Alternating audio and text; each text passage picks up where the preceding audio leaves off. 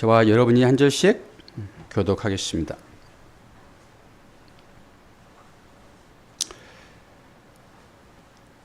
결혼한 자들에게 내가 명하노니 명하는 자는 내가 아니요 주시라. 여자는 남편에게서 갈라서지 말고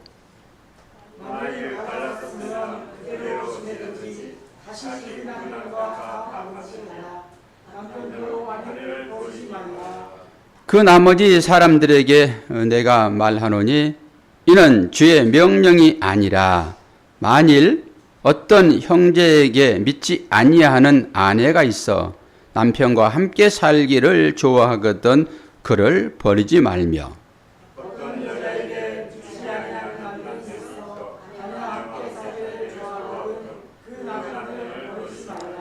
믿지 아니하는 남편이 아내로 말미암아 거룩하게 되고 믿지 아니하는 아내가 남편으로 말미암아 거룩하게 되나니 그렇지 아니하면 너희 자녀도 깨끗하지 못하리라. 그러나 이제 거룩하니라. 믿지 아니하는 자가 달리거든 하라. 형제나 자매나 이런 일에 구애될 것이 없느니라. 그러나 하나님 하나님께서 너희를 부르는 같이 읽습니다. 아내된 자여 내가 남편을 구원할지 어찌 알 수 있으며 남편 된 자여 내가 내 아내를 구원할는지 어찌 알 수 있으리요. 아멘. 오늘은 특송 순서를 뺐습니다. 몸이 안 좋으셔가지고 병상에는 계시지 않지만은 일어나기가 많이 힘들어서 오늘 또 예배를 참여하지 못하고 있습니다. 오늘은 우리 아이들이 연휴라서 부모님과 함께 어디 외출하는 걸로 생각을 하고 나와봐야 뭐 한 두세 명 나오겠다 싶어서 그냥 우리 선생님들도 좀 쉴 겸 그렇게 11시 예배로 했는데 다 나버렸네요. 다 나오니까 좋습니다. 오늘 코로나 걸려가지고 안 나오신 분이 지금 3분 정도 되고 이 군사님은 못 나오셨어요? 당연히 나올 줄로 생각을 했는데 그래서 우리 아이들이 벌써 우리 수호만큼 어렸을 때에 이 교회를 다녔잖아요. 저 사람들이 전부 다. 근데 저렇게 성장을 해가지고 다 어른 되었습니다, 지금. 근데 교회는 재적수를 이제 따져가지고 뭐 당회를 구성하니만이 뭐 교회에 설립을 허락해 주니만이 이제 이런 게 숫자로 들어가는데 세례교인 이상입니다, 그게. 근데 실제로 세례교인들은 점점 야위어져 가고 사라져야 되잖아요. 그런데 실제 앞으로의 주인공들은 저 사람들이거든요. 그러니까 세례를 받느니 마느니 이런 걸로 숫자를 세우는 것이 아니라 그 교회에 주일학교 사실 그걸 더 가치 있게 얘기해가지고 그 주일학교 있는 교회를 배가로 이렇게 점수를 줘야지 맞아요. 그런데 옛날부터 세례교인 이상 이렇게 해놔가지고 있죠. 교회를 주일학교를 좀 등한시했던 그 목회자들이 있었습니다. 근데 저 사람들이 저렇게 지금 커가지고 한 자리를 또 차지하고 있잖아요. 제가 늘 우리 어른 성도들과 주일학교 교회 아이들과 숫자를 늘 비교를 했었거든요. 거의 방방하게 그렇게 나왔습니다. 근데 이제 주일학교 아이들이 한 반 정도 이제 떨어졌어요, 지금. 어른들하고 경쟁하게 되면 이제 집니다.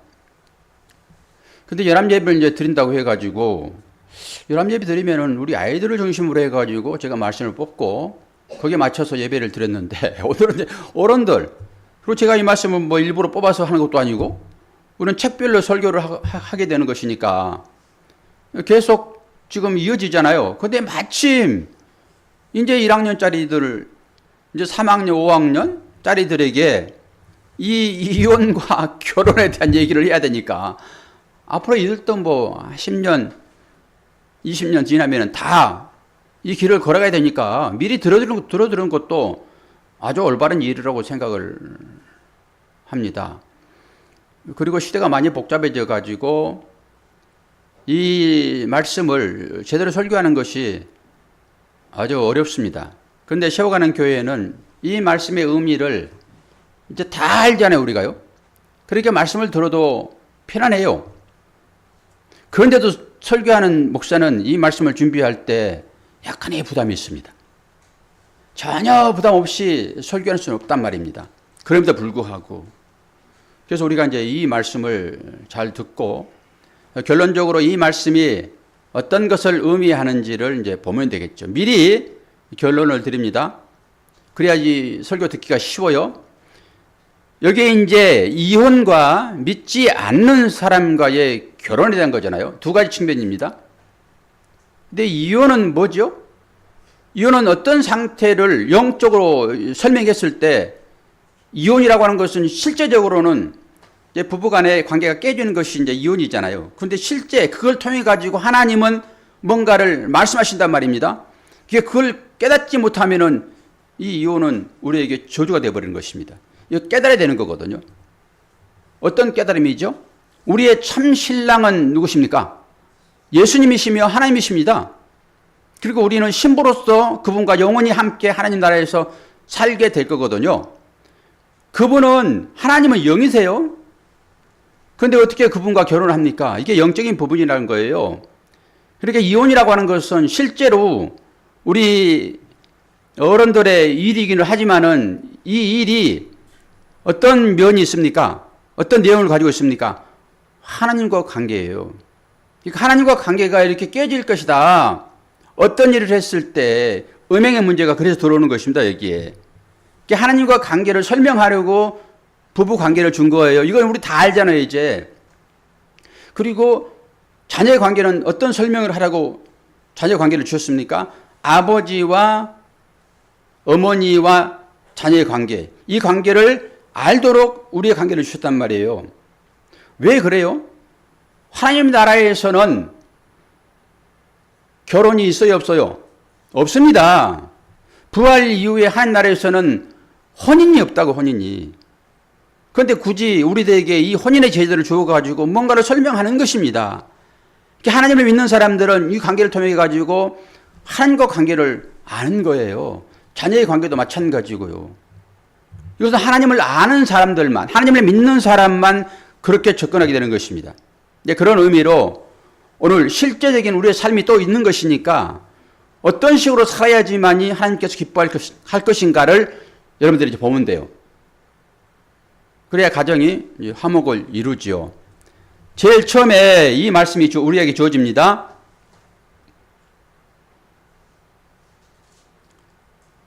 창세기 2장 23절 24절. 이건 하나님의 말씀인 거예요. 이 말씀을 근거로 하여 우리는 살아갑니다. 아담이 이르되 이는 내 뼈 중에 뼈요 살 중에 살이라. 이것을 남자에게서 취하였은즉 여자라 부르리라 하니라. 이러므로 남자가 부모를 떠나 그 아내와 합하여 둘이 한 몸을 이룰지로다. 우리 주일학교 아이들도 이거 다 배웠습니다. 주일학교 아이들은 성경을 주제로 해가지고 거의 배우거든요. 일상적인 어떤 그런 사람들의 삶보다는 기본적인 교리나 이런 부분들을 이 아이들은 다 알거든요. 그러니까 기억력이 좋아가지고 우리들은 다 잊어버리지만은 이 주일학교 애들은 이걸 다 안단 말이에요. 그래서 하나님께서 아담을 어떻게 지었고 그리고 여자는 어떻게 태어났는지를 다 말씀을 통해 가지고 배웠습니다. 어떻게 한다고요? 아담을 통해 가지고 여자라고 하는 하가 등장을 하고 하나님은 그 여자와 함께 한 몸을 이룰지로다 라고 얘기해요. 이게 결혼입니다. 이게 결혼 관계예요. 처음부터 하나님께서 남자와 여자를 한 몸이 될 때만 사람이라고 얘기를 해요.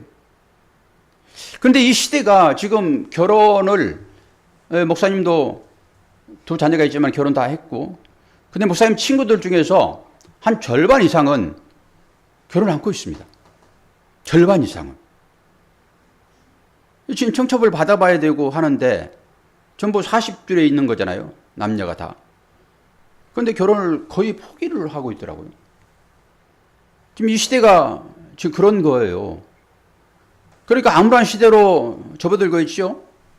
뭐 결혼을 해야지 출산도 하고 그럴 텐데 이 하나님께서 말씀하신 이 제도를 아주 무시해버리는 것입니다.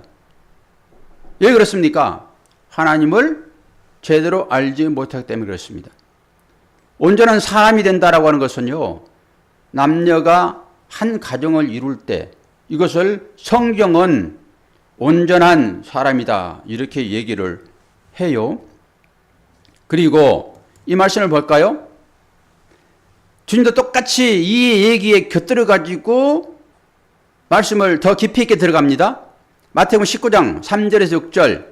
바리새인들이 예수께 나와 그를 시험하여, 바리새인들은 율법주의자예요. 율법주의자는 어떤 것입니까? 어떤 생각으로 굳어져 있는 사람들입니다. 어떤 생각으로 굳어져 있는 사람. 이 사람들은 유연성이 없어요. 이게 바리새인들입니다. 우리는 굳어지면 안 돼요, 생각들이. 생각은 부드려야 됩니다. 그래야 다른 사람도 의견도 수용할 수 있어요. 이게 바리새인들의 행태라고 하는 것은 자기 생각 외에 다른 사람 생각을 안 받아들입니다. 그래서 사람들 간에 갈등이 일어난 거예요. 사람은 유연해야 됩니다. 그래야 부르지 않습니다. 서로 강한 것들끼리 부딪히니까 이게 부러지는 거예요. 그래서 이혼의 문제가 나오는 것이고요. 이게 바리새인들의 특징인 거예요. 자기만 옳다고 주장을 하죠. 이러면 화합이 일어나지 않습니다. 바리새인들이 예수께 나와가지고 예수를 시험합니다. 어떤 시험입니까? 사람이 어떤 이유가 있으면 그 아내를 버리는 것이 옳으니까. 여기에서 이혼이란 말은 지금은 뭐 남자나 여자나 수틀리면 그냥 이혼할 수 있으나 옛날에는 이혼의 대상은 여자였어요. 선택권은 누구한테 있습니까? 남자에게 있었습니다. 선택권은. 그래서 남자가 여자를 이제 마음에 안 들면은, 그 당시에는 얼굴이 조금 못생겼어도 이혼을 했습니다. 밥만 태워도 이혼을 했습니다. 이런 시대가 있었단 말이에요. 그러니까 뭐 귀에 걸면 귀걸이, 코에 걸면 코걸이, 이혈령 비혈령 이런 식으로 남자들이 여자가 마음에 안 들면은 이유를 붙여가지고 쫓아냈다고요. 그럼 이게 이혼 상태가 되는 거예요. 그 물어보는 거예요, 지금. 어떤 이유가 있으면은 그 아내를 버리는 것이 옳습니까? 율법에 저촉되지 않습니까? 하나님의 뜻에 반대지 않습니까? 어떤 이유를 대면은, 여러분도 합당한 이유를 대면은 수긍을 해주죠, 사람들이. 그런데 그게 합당하지 않으면은 이해를 못 하잖아요. 그런 식이에요, 지금. 아니, 아내와 지금 결별을 하는 그 입장에 서서 물어보는 거예요, 지금. 어떤 이유를 대면은 내가 아내를 버리는 것이 마땅합니까? 예수께서 말씀하십니다. 예수께서 대답하여 이르시되, 사람을 지으신 이가 본래 그들을 남자와 여자로 지으시고 말씀하시기를, 그러므로 사람이 그 부모를 떠나 아내와 합하여 그 몸이 한 몸이 될지라. 이게 앞에도 본 말씀이잖아요, 이게. 그러므로 남자가 부모를 떠나 그의 아내와 합하여 둘이 한 몸을 이룰지라. 이게 창세기에 나오는 구약의 말씀인 것이에요. 그러니까 예수님께서 이걸 이제 차용을 하는 것이죠. 그러면서 6절에 더 붙입니다. 뭐라고 합니까? 그런즉 이제 둘이 아니요 한 몸이다. 이게 부부 관계를 얘기하는 것이고 결혼을 얘기하는 것입니다. 이래 온전해질 수 있다라고 하는 것이죠. 그러므로 하나님께서 짝지어 주신 것을 사람이 나누지 못할지니라. 이게 이제 주례자가 있게 되면은 기본적으로 이 얘기는 꼭 합니다. 그런데 이 시대가, 여러분 결혼식에 가보시면 알겠지만은 주례는 거의 찾아볼 수가 없습니다. 특별하게 부모가 아주 결혼식을 예배 형식으로 하고자 하는, 그리고 그런 자녀들은 그 부모 밑에서 신앙생활을 잘 배운 사람들입니다. 그래서 부모의 말에 순종을 합니다. 그런 경우를 제외하고는 거의 주례자가 없습니다. 그리고 결혼도 자기들끼리 편지 읽고 끝내버립니다. 증인들이 별로 없습니다. 주례자는 증인이거든요. 모든 사람 앞에서 이 두 사람의 결혼을 증인하는 거거든요. 그러니까 이 증인이 없어지는 거예요, 결론은. 이 시대가 그렇게 되는 거예요. 그러니까 증인이 없으니까 이 헤어지는 것도 아주 쉽습니다. 그 실제적으로 하나님께서 짝져준 것을 사람이 나누지 못할지니라, 이게 말씀인 것이잖아요. 이게 계명이잖아요. 그러니까 성도들은 이런 말씀을 가지고 신앙생활을 해야 맞는 거거든요. 왜요? 어떤 경우에는 제가 하나님 말씀을 하신 것이 아니라 어떤 경우에는 둘이 갈라설 수도 있다. 갈라설 수도 있다라고 하는 거예요. 어떤 경우라고 했습니까? 김재현 목사님? 생명의 위험을 느낄 때. 서로 간에 생명의 위험을 느낄 때. 뭐 생명의 위협을 느끼니까 남자가 여자를 어떻게 생명을 위험만 느낍니까? 아니요. 여자가 남자를 죽이기도 합니다. 지난번에 그 물에 빠뜨려가지고 다른 사람 공모해가지고 남편 죽였잖아요. 예, 그런 식입니다. 그러니까 그 위기에 있게 되면은 언제 죽을지 몰라요. 아니 막말로 밥에다 독약 넣어가지고 먹으라고 그러면 그거 먹고 죽을 수 있잖아요. 그러면 같이 못 삽니다, 그것은. 그러니까 그런 생명의 위기가 느껴질 때는 그때는 같이 못 사는 거예요. 어떻게 같이 삽니까? 그 외에는 함께 사는 것이 말씀에 비춰볼 때 맞다라고 하는 것입니다. 사도 바울이 지금 고린도 교회인을 통해 가지고 이 이중적인 지금 메시지를 주고 있는 거거든요. 구약의 이 말씀은 절대 나눌 수 없습니다. 이걸 기본적인 전제로 깔고 우리가 신앙생활을 할 수 있어야 돼요. 그런데 사도 바울은 이 전제에 더하여서 인간들이 얼마나 악한지를 알기 때문에 약간의 허용이 있는 것처럼 오늘 보여집니다. 그러니까 오늘 이 얘기를 할 거예요.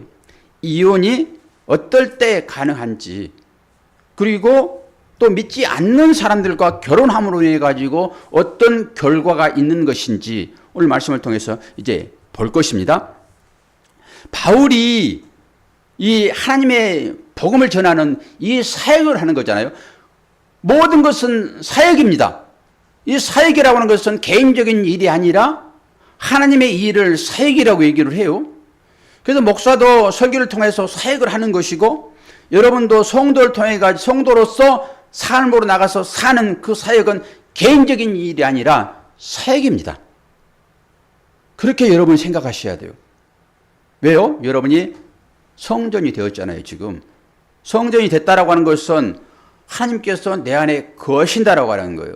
그래서 하나님께서 거하시는 성전들이 하는 그 일들은 내 일이 아니라 하나님의 일이라고요. 그러니까 하나님의 일이라고 하는 그 개념을 가지고 여러분들이 조심스럽게 어떤 것이든지 할 수 있어야 되는 거예요. 결혼도 사역인 것이고요. 그리고 서로 가정 가운데 어떤 일이든지 하는 모든 일들은 하나님의 일이다라는 관점으로 봤을 때 이것은 사역인 것입니다. 목사만 사역하는 게 아니에요. 그리고 사도 바울이 하고 있는 이 일이 사역인데 그 사역은 뭐 하지요? 하나님 말씀대로 순종하는 것입니다. 하나님의 말씀을 순종하는 것이 사역이라고요.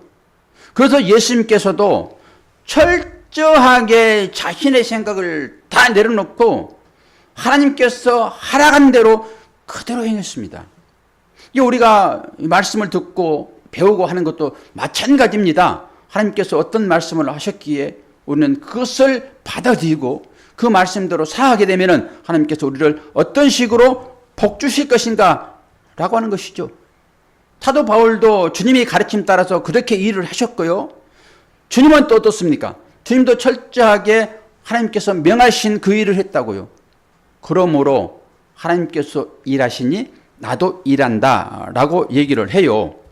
그게 말씀에 순종하는 것입니다.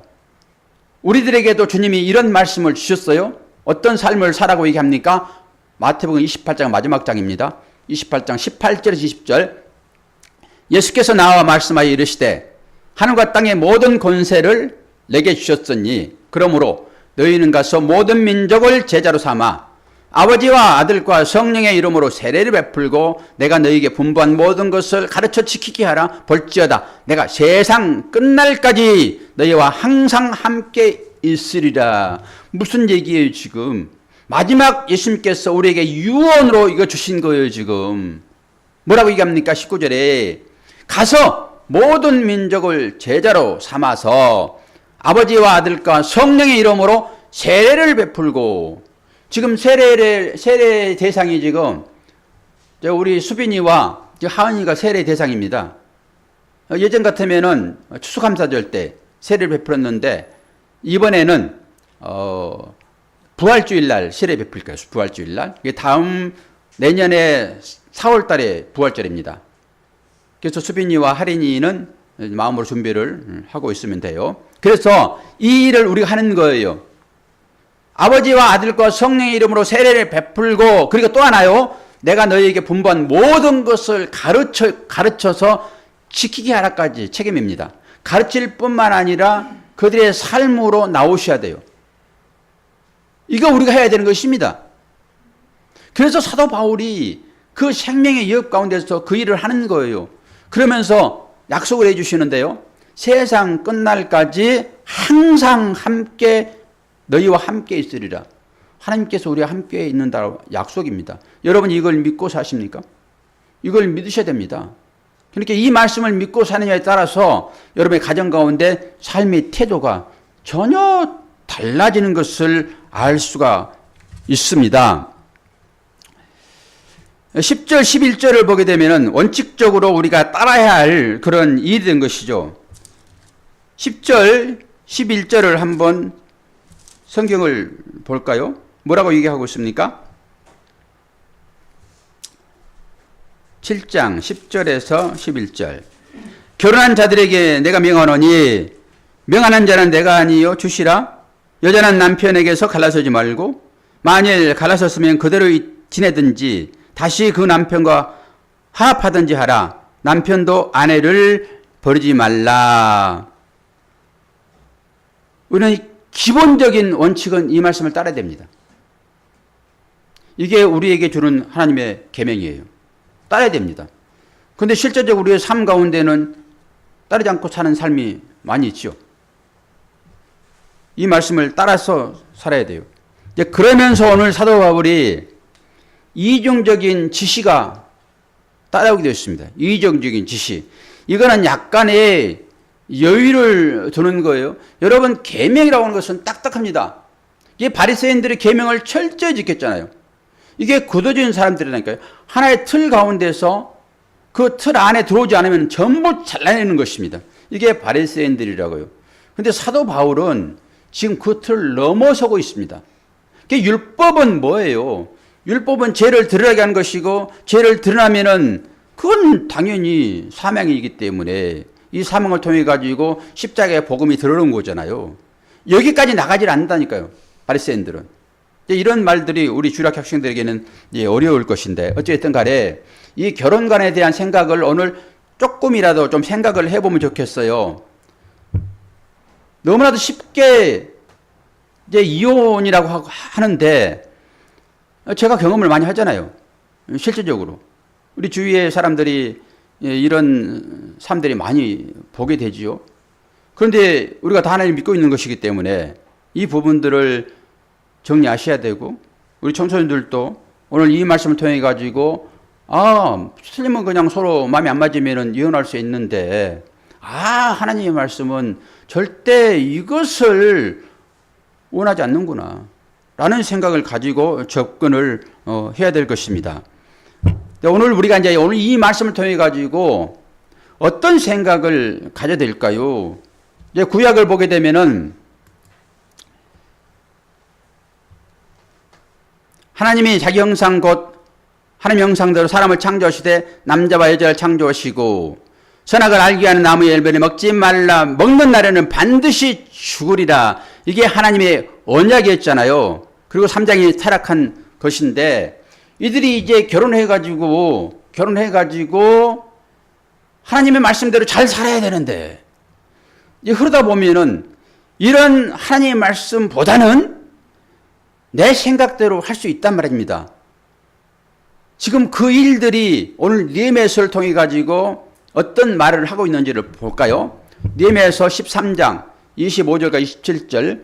내가 그들을 책망하고 저주하며 그들 중 몇 사람을 때리고 그들의 머리털을 뽑고 이르되 너희는 너희의 딸들을 그들의 아들에게 주지 말고 너희 아들들이나 너희를 위하여 그들의 딸을 데려오지 아니하겠다고 하나님을 가리켜 맹세하라.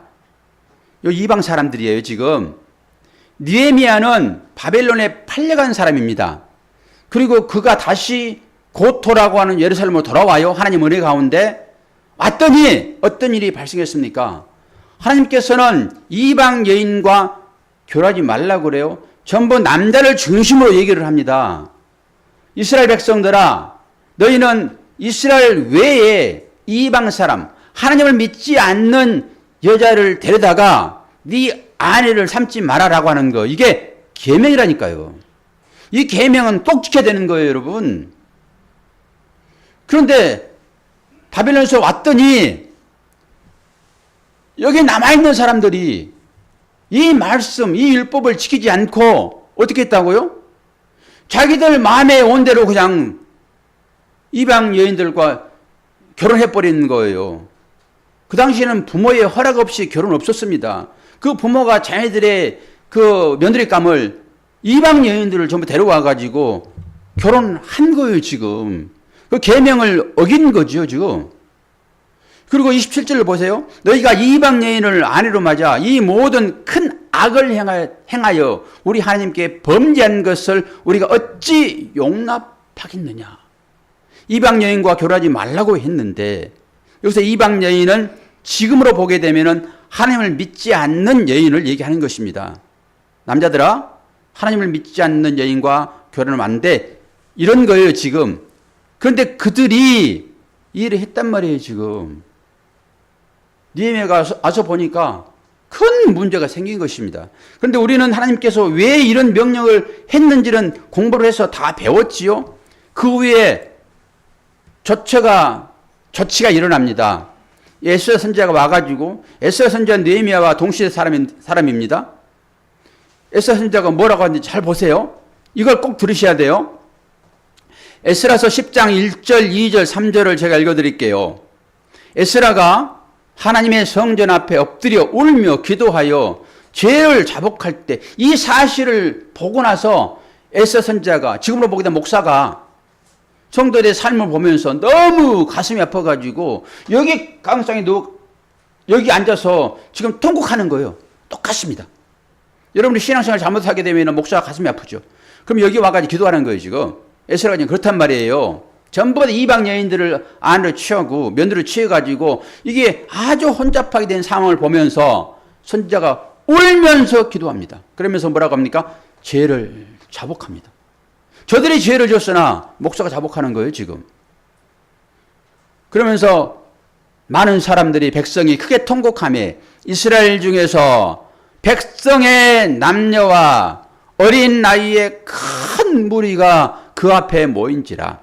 엘란 자손 중 여히엘의 아들 스가냐가 에스라에게 이르되 우리가 우리 하나님께 범죄하여, 다 알죠, 지금. 그들이 결혼을 어떻게 했는지를. 이 땅 이방 여자를 맞이하여 아내로 삼았으나 이스라엘에게 아직도 소망이 있나니 곧 내 주의 교훈을 따르며 우리 하나님의 명령을 떨며 준행하는 자의 가르침을 따라 이 모든 아내와 그들의 소생을 다 보내기로 우리 하나님과 언약을 세우고 율법대로 행할 것이라. 지금 이방 여인들과 결혼해가지고 이스라엘 자녀들이 다 아이를 낳았다니까, 지금. 그리고 행복하게 살고 있는 거예요, 지금. 그런데 이게 에스라가 봤을 때는 엄청난 범죄라고 하는 것이에요. 율법에 맞지 않잖아요, 지금. 이방 여인과는 결혼을 못하도록 했는데 와서 보니까 이 땅에 남아있는 사람들이 말씀을 듣지 않고 자기의 마음대로 그냥 말씀에 따라 생활하지 않고 자기의 마음대로 이방 여인들과 결혼해가지고 아이까지 낳았어요, 지금. 그런데 여러분들이 도대체 이해하지 못한 그 일들이 일어나는데요. 이들이 회개를 합니다. 이 선지자의 말을 듣고 목사의 말을 듣고 그 잘못된 것을 지적하게 되면은 그걸 회개로 뉘우칩니다. 그리고 나서 가슴 아픈 일이지만은 그 아내 다 보내고 자녀까지 다 보냅니다. 이게 얼마나 큰 아픔인지를 여러분 아시겠습니까? 하나님 말씀은 이렇게 엄히한 거예요. 왜 이방 여인을 자기의 며느리로, 아내로 맞이하지 못하도록 할까요? 왜 이방 여인을? 하나님은 십계명을 통해 가지고 우상을 숭배하지 말라고 얘기해요. 오직 하나님은 한 분이다 얘기해요. 그리고 그 하나님은 사랑의 하나님이세요. 자기 아들까지 우리에게 주셔서 우리의 죄를 그 아들에게 물어버리신 분이십니다. 죄의 싹은 죽이는 건 여러분 잘 아시잖아요. 우리 죄가 들통났으면 우리 죽는 것입니다. 감옥 가는 거예요, 이 시대에. 그런데 누가 대신 갔다고요? 예수님께서 대신 죽으셨다고요. 그렇게까지 우리를 사랑하신 하나님이세요. 그걸 아는 거예요. 이 이방의 여인을 아내로 섬긴다고 하는 것은, 이방 여인은 기본적으로 모든 사람들은 종교성을 가지고 있습니다. 나는 내 주먹을 믿어요 라고 하는 사람도 종교심 때문에 그런 거예요. 근데 이방 사람들이 하나님을 알지 못하기 때문에 이방 사람들은 우상을 섬기잖아요. 그 우상을 섬긴다라고 하는 것은 뭐예요? 그 우상을 통해 가지고 내가 출세하는 것입니다. 내가 잘 되는 거예요. 우상이 바로 그런 거라고요. 그러니까 하나님을 여러분이 그런 식으로 섬기게 되면 그 하나님은 바로 우상된다고 제가 수없이 말씀을 드리는 것입니다. 이게 이방 사람들이 그런 개념을 가지고 우상을 만들었어요. 그 우상이 있는 게 아닙니다. 전부 사람들이 만든 것입니다. 신은 오직 유일신 하나님밖에 없어요. 그래서 보이는 신으로 어떤 상을 만들어가지고 숨겨놓고 거기 가서 비는 것입니다. 내가 하지 못하는 그 일들을. 전부 다 인간의 유익 아닙니까? 그러니까 사람들이 교회에 아무리 많이 몰려와도 자기의 이익을 위하여 하나님을 섬긴다 하게 되면 그 하나님은 바로 우상되는 것이에요. 이런 사실들을 알지 못하고 신앙생활하는 우리의 모습이 여기에 있지 않습니까? 그래서 이방의 여인을 아내로 삼든지 며느리로 삼게 되면은 그 여인이 섬겼던 그 신이 자기 가정에 들어와 버리는 거예요. 잘못된 사고방식이 가정에 들어오는 것입니다. 잘못된 사고방식이 교회에 들어와가지고 지금까지 잘 질서가 잡혔는데 엉뚱한 것들이 들어오는 거예요. 야, 너희들은 이 교회 다니면서 기도하면 팍팍 낫고 문제가 해결돼주고 그런 교회가 있는데 왜 너희들은 여기에서 전념하고 있어? 맨날 자기만 죽이려고 그러고 하는 이 교회에 있어. 저기 가봐. 그러면서 유혹을 합니다, 여러분. 이게 가정의 질서를 무너뜨리는 거예요. 네가 더 잘났는데 왜 그 남편 앞에서 찍지를 못하고 말씀대로 남편에게 순종하라고 하니까 왜 그대로 살고 있어 지금? 네가 뭐가 못나서 그래? 라고 하는 사람들이 주위에 없겠습니까? 그런 유혹들이 분명히 있다고요. 세상적인 가치로 살다 보면은. 그런데 하나님은 분명히 질서를 줬잖아요, 지금.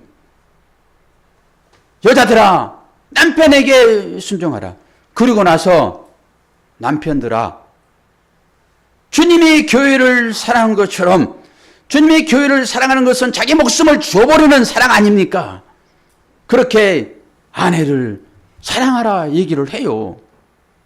이 의미를 우리가 안다 하게 되면은 어떻게 가정 가운데 섬김이 일하지 않을 수 있겠냐고요. 다른 말씀 하나 보겠습니다. 말씀이 이제 끝나가고 있어요. 우리 수호가 아주 잘 듣고 있어요, 지금. 자, 로마서 11장 16절. 제사하는 처음 익은 곡식가루가 거룩한 즉 떡동이도 거룩하고 뿌리가 거룩한 즉 가지도 그러하니라. 베드로전서 3장 1절 2절. 아내들아, 이와 같이 자기 남편에게 순종하라. 이는 혹 말씀을 순종하지 않는 자라도 말로 말미암지 않고 그 아내의 행실로 말미암아 구원을 받게 하려 함이니 너희의 두려워하며 정결한 행실을 봄이라. 뭘 얘기하고 있습니까? 이게 위의 말씀 로마서 11장 16절 말씀에는 이게 효소로 얘기하는 거예요. 누룩이 모든 빵을 부풀게 하잖아요. 작은 것이지만은 이 누룩의 효능은 빵을 부풀게 하는 것입니다. 여러분이 비록 약한 그런 자일지라도 여러분의 그 행위를 통해 가지고 가정이 평안해질 수 있다라고 하는 거예요. 그 얘기를 하고 있는 거예요, 지금. 그리고 아내들 얘기하면서 뭐라고 얘기합니까?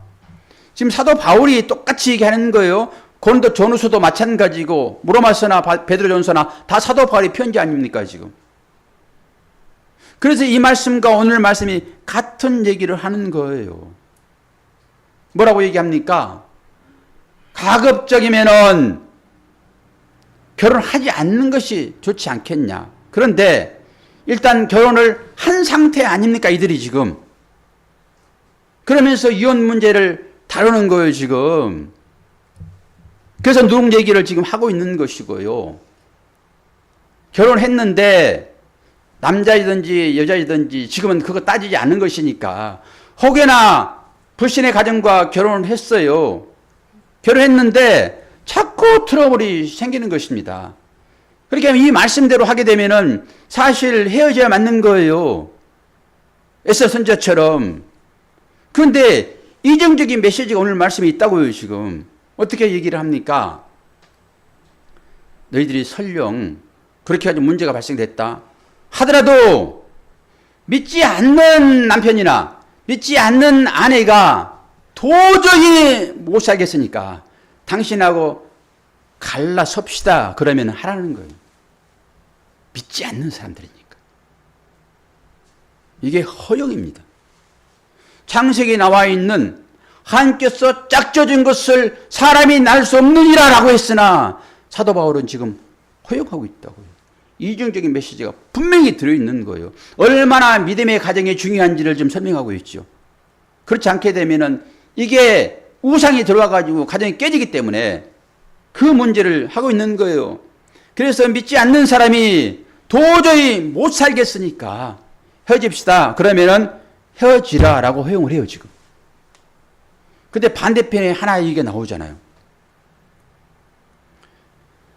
도저히 못 살겠더라도 네가 믿는 자녀냐? 그러면 너로 인하여서 그 아내와 그 남편이 거룩한 자가 될 수 있기 때문에 네 그 행위를 나타내라라고 하는 거 이 말씀이 지금. 나의 작은 그 믿음의 행위가 그 가정을, 그 남편을, 그 아내를 믿지 않는 그 사람들을 변화시킬 수 있다라고 하는 거예요. 위의 말씀이. 제사하는 처음 익은 곡식가루가 거룩한 즉, 제사하는 처음 익은 곡식이 누굽니까? 당연히 예수 그리스도죠. 첫것만 하나님께 드리는 것이니까. 그리고 우리가 그 안에 들어있잖아요, 지금. 하나님께 드려진 자니까. 이 작은 자가 그 크게 보여지는 그 사람 떡덩이, 그들도 변화시킬 수 있다라고 하는 거예요, 지금. 그러면서 아내들아, 남편에게 순종하라. 이 말씀도 마지막 복음이 뭐야? 아내의 행실로 말미암아 구원을 받게 하려 함이라. 너희의 두려워하며 성결한 생실을 보여라. 하나님을 믿는 자들의 삶이라고 하는 거예요, 이게. 그러니까 하나님을 믿는 자들은 믿지 않는 자들과 처음부터 하지 않는 것이 좋으나 뭐 어떻게 합니까? 그렇게 할 수도 있죠. 그런데 믿지 않는 자들이 도저히 단시간 못 살아요. 그러면은 헤어져도 말씀에, 율법에 배치되지 않는다라고 하는 것입니다. 그러나 내가 믿는데 내가 먼저 헤어지자라고 할 수 없다는 거예요, 지금. 하나님께서 그 가정으로 너를 보낼 때는 너의 이 성실함과 정결한 행실을 통해 가지고 그가 구원받을지 어떻게 알겠느냐라고 하는 것입니다. 사도 바울이 그 얘기를 하는 거예요. 참으로 이것은 옳은 말입니다. 여러분, 가정 가운데 왜 불화가 생기고 왜 이 이혼의 문제가 생기죠?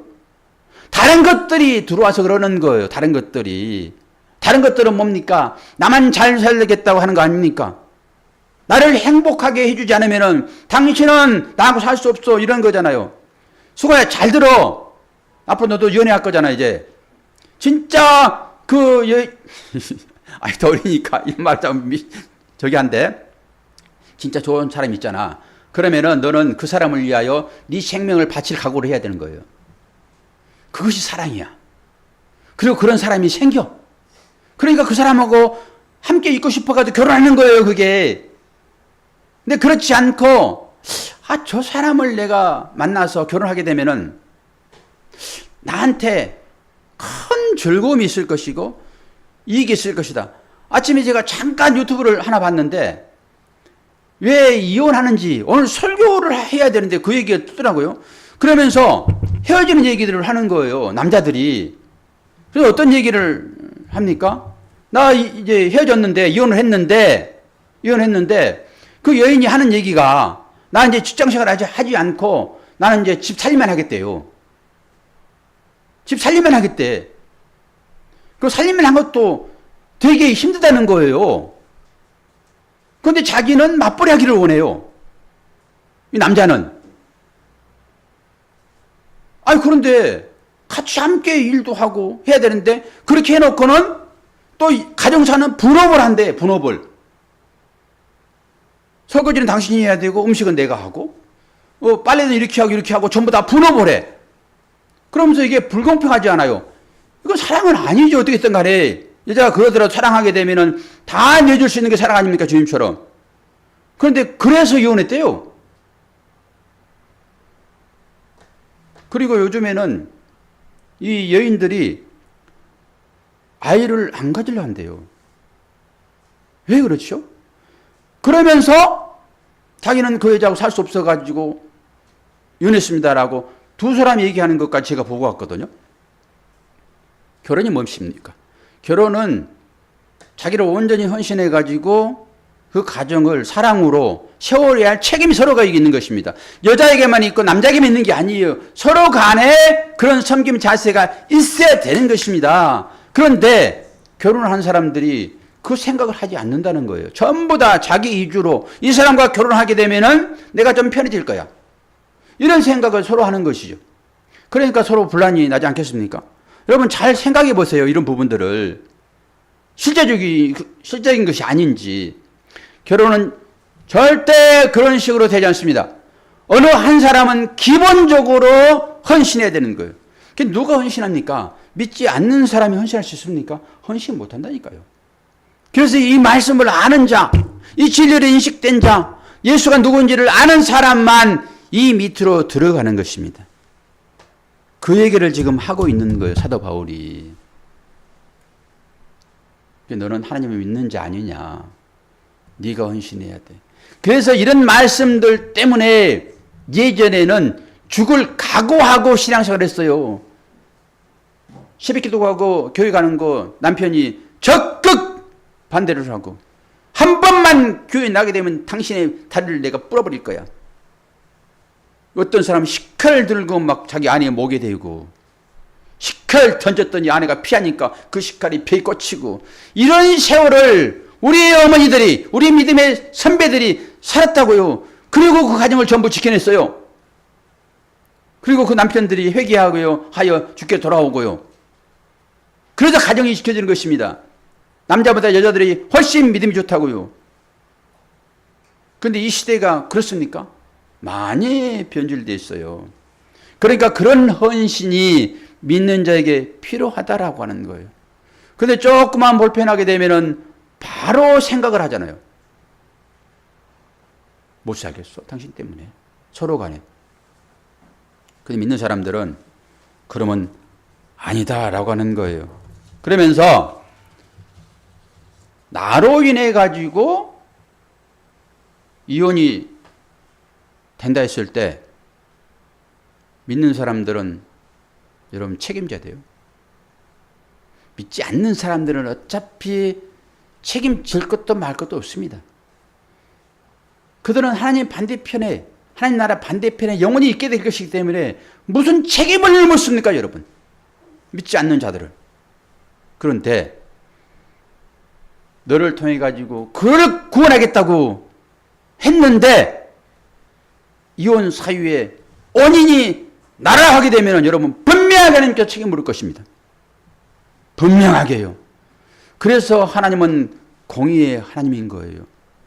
그걸 알기 때문에 참는 것입니다. 믿는 사람들은. 어쨌든 간에. 그러니까 믿음을 갖기 전에 우리가 이런 것들을 잘 알지 못하기 때문에 나의 유익만을 생각하고 서로 결별할 수 있어요.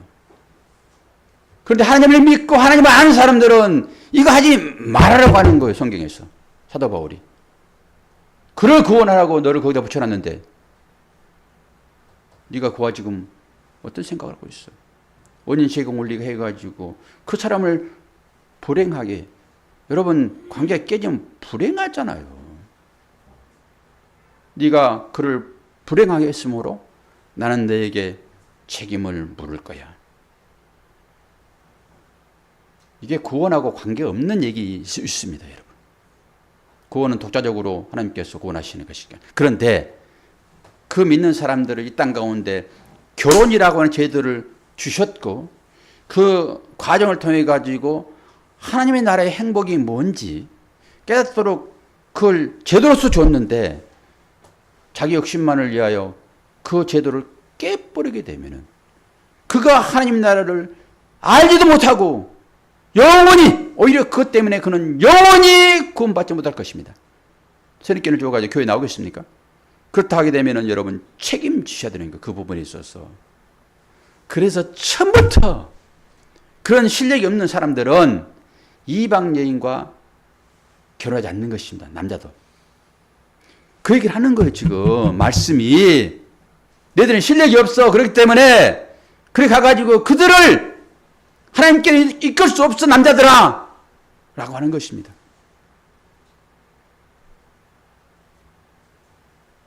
너무나 잘 알기 때문에. 그래서 죄는 모양으로 버리다라고 하는 거예요. 얼마나 힘든지 아십니까, 여러분? 그것이 그걸 보는 사람들도 힘들고요. 본인도 힘들고요. 다 힘들어요. 구원이 어떤 것인지를 잘 아는데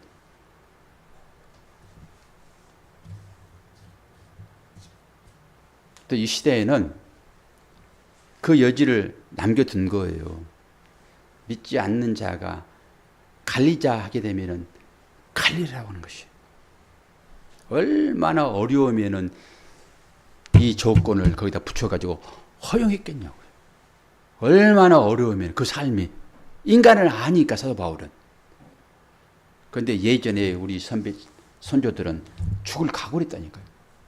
그리고 가정을 구원했습니다. 근데 지금은 이렇게 합니까? 안 하지. 거의 안 하지. 그러니까 가정들이 많이 어려움을 당하는 거예요. 우리 청소년들 오늘 얘기 잘 듣고, 여러분 믿는 사람들이에요. 여러분들의 헌신을 통해 가지고 믿음의 가정들을 여러분들의 또 자녀들에게 이어내야 할 책임들이 있는 거예요. 그래서 기도해야 돼요. 하나님, 서로 간에 믿음이 좋은 사람들과 결혼해야지. 이런 분란이 일어날 때 이 말씀에 순종하면서 이 위기를 이겨내는 것입니다. 그렇지 않고 이 말씀에 순종하지 않는 사람들은 일반 세상적인 가치로 판단해버리는 거예요. 일반 세상적인 가치로. 당신이 나한테 그렇게 해주지 않는데 왜 내가 손해를 봐야 돼? 내가 더 해야 돼? 이렇게 하는 거예요. 그러나 예수님의 가르침은 절대 그렇지 않다라고 하는 것을 생각을 하시기를 바랍니다. 기도하겠습니다. 아버지 하나님, 우리 주일 학생들과 함께 하나님 말씀을 들었습니다. 이 말씀이 참 많이 어렵고 우리 실천적인 삶에서 적용이 어려운데 그래도 하나님 말씀만이 우리 삶을 행복하게 이끄는 것이란 사실들을 우리가 인식하고 하나님 말씀에 순종하여 우리 가정들을 지켜낼 수 있도록 은혜 허락하여 주옵소서. 감사드리며 예수 그리스도의 이름으로 기도하옵나이다. 아멘. 찬송가 461장 찬양드립니다.